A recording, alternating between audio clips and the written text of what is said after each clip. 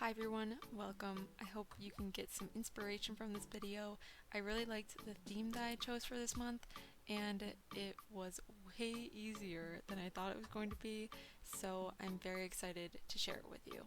The supplies that I used for this setup was a Crayola marker in infrared, a Tombow dual brush pen numbered 133, a white jelly roll sized 10, 3 Sakura Pigma Microns, size 2, 5, and 8. Finally, I used a small calendar stamp. Let the flip through begin. Just so you're not confused later, when recording this video, I was talking, and that's why you will see my hands moving and pointing at things. I just didn't really like how the audio turned out, so I'm doing this voiceover. Alright, on to the journal talk. I know that you already know this because of the thumbnail and the title, but I decided to go with an apple theme for this month's bullet journal setup. To start the month, I created an intro spread. On the right page, I put a big accent apple and wrote the month underneath. I actually kept coming back to this intro spread as I worked on the other spreads. I just felt like it was always off a bit. I ended up adding a mini stamped calendar after feeling like there was too much open space at the bottom. Finally, the red dots were added because I felt like there was just too much white space. On the left page, I came up with this quote that reads, "Bruises on an apple can easily be cut away, unlike bruises of the heart." I then made it look like it was written on a note with some doodled washi tape. Fun fact, this quote page was actually the last page of this monthly setup that I worked on and completed. Coming up with this quote to convey what I wanted was hard for me.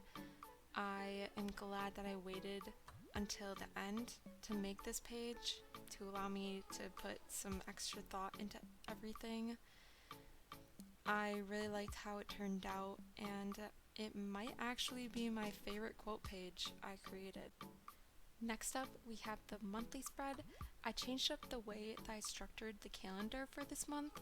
Normally my calendar always consists of only the boxes necessary for that month, but this time I just made it one big even rectangle with some days from the previous and upcoming months.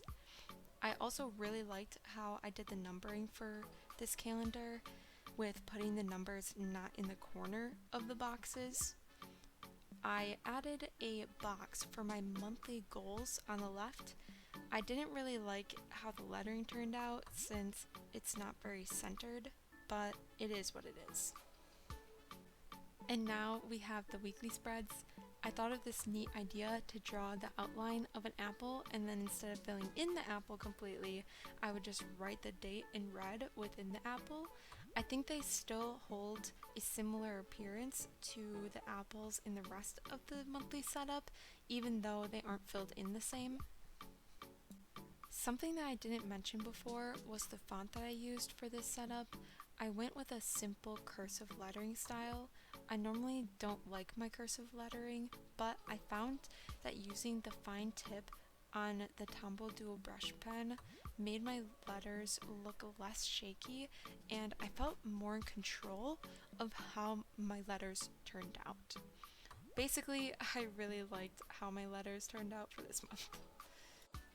Since September is a 30-day month, and I put my goals on the monthly calendar spread, at the end of the weeklies, I drew a notes section. This notes section was the first thing in this entire setup to look like a little paper with washi tape on it. After I created it, I liked it so much that I added little paper-like doodles with washi tape in a few other places throughout the spread. At the top of the left page, I have my mood tracker in the shape of an apple. I will be filling in the apple sections with the different densities of lines based on my mood for each day.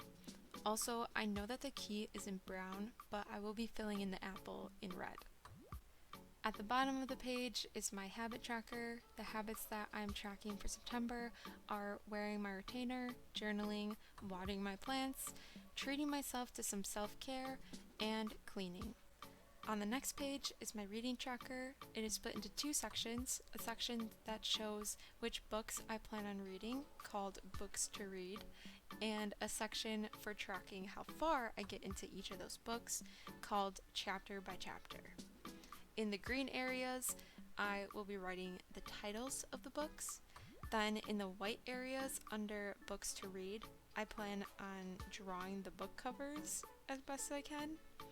And for the white space under Chapter by Chapter, I will be writing out the chapter numbers and marking them off as I read. Moving on, we have my finances tracker.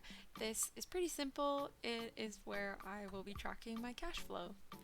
On the right page is where I jot down gift ideas for others and things I would like to purchase for myself.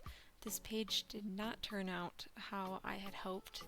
At the time, I thought that dividing the page with apples was a good idea. Then I thought that the page looked too blank compared to other pages, so I added green lines. I honestly don't know what I was thinking with this page. I really dislike this spread, and it now looks a bit too much.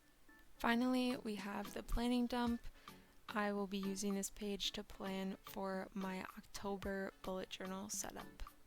Here is a quick final look at all the spreads in this setup. I hope you got some inspiration or motivation from this video. If you liked the video, consider subscribing to get more motivation and inspiration for your journaling. Thanks for watching.